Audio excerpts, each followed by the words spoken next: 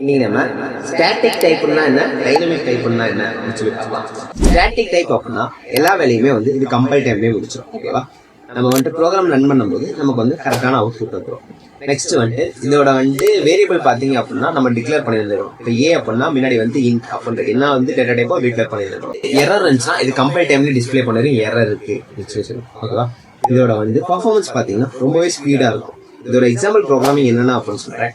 Java, C++, இதெல்லாம் தான் ஒரு எக்ஸாம்பிள் ப்ரோக்ராம். டைனமிக் லாங்குவேஜ் அப்படின்னா என்ன, இது வந்து எல்லாத்தையுமே வந்து ரன் டைம்ல தான் வந்து இது ரன் பண்ணும். ஓகேவா?